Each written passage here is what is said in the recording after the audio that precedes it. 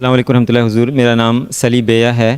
سب سے پہلے میں اللہ تعالیٰ کا بہت شکر گزار ہوں، اور حضور اقدس کا بھی کہ حضور نے یہ ملاقات کا ہمیں شرف عطا کیا ہے۔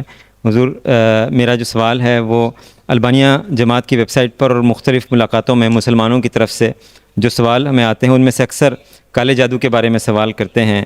وہ یقین سے کہتے ہیں کہ ان پر کسی نے جادو کیا ہے، اور اس کو ہم سے پھر دور کرنے کی بھی درخواست کرتے ہیں۔ ایسے لوگوں کو ہمیں کیا جواب دینا چاہیے؟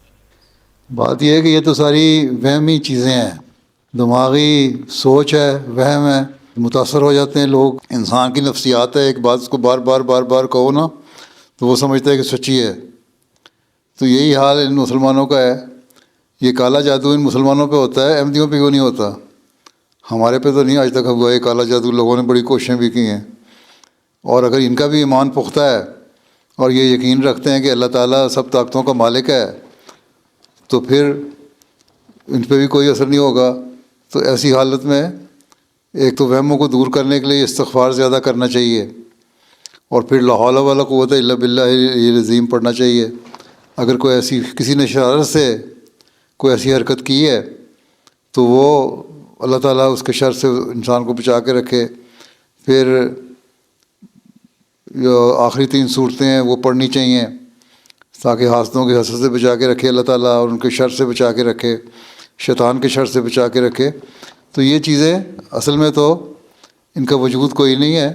بعض لوگوں نے بڑے کاروبار بنائے ہوتے ہیں، حضرت خلیفہ اول نے بھی اس کے بارے میں بڑی تفصیل سے لکھا ہے کہ ایجنٹ چھوڑے ہوتے ہیں، وہ لوگوں کے گھروں میں چلے جاتے ہیں اور وہاں کوئی نہ کوئی چھپ کے ایسی حرکت کر دیتے ہیں، اور پھر اس کے کچھ عرصے بعد اس بندے کے دماغ میں ڈالنا شروع کر دیتے ہیں کہ یہ دیکھو تمہارے پہ ساتھ یہ ہوگا یہ ہوگا یہ ہوگا، اور اس کا علاج یہ ہے کہ تمہارے گھر کے کونے میں فلاں جگہ کوئی چیز چھپی ہوئی ہے، اس کو نکالو تو تبھی یہ جادو دور ہو سکتا ہے۔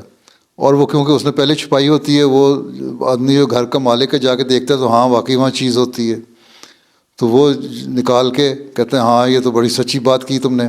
اس نے کہا پھر اس کا علاج فلاں پیر صاحب کے پاس ہے، اس پیر کے پاس جاؤ، اس دعا گو بزرگ کے پاس جاؤ، وہ دعا سے تمہارا دور کر دے گا کالا جادو۔ پھر یہ لوگ چلے جاتے ہیں، وہ پیسے لیتا ہے، اس نے اپنے پیسے کمانے کا ذریعہ بنایا ہوا ہے۔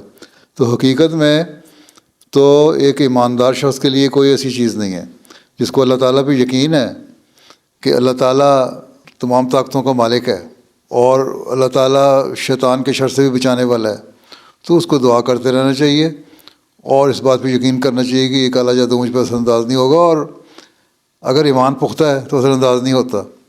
کسی پختہ ایمان کے شخص کو دیکھ لیں، کسی احمدی کو دیکھ لیں، اس پہ کالا جادو اثر نہیں کرتا۔ اثر اسی پہ ہوتا ہے جس کا کمزور ایمان ہو، جو اس بات پہ یقین رکھتا ہو۔ بعض دفعہ بچپن سے یہ باتیں دماغوں میں ڈالی جاتی ہیں، اور یہ نفسیاتی طور پر اتنا اثر ہو جاتا ہے کہ انسان بڑے ہو کے بھی اس کو اپنے ذہن میں بٹھائی رکھتا ہے۔ اس لیے ہم تو اس بات پہ یقین نہیں کرتے۔ اگر کسی کو کالو جادو کرنا ہے تو مجھ پہ کر کے دکھا دے، میں پھر مان جاؤں گا۔ ٹھیک ہے۔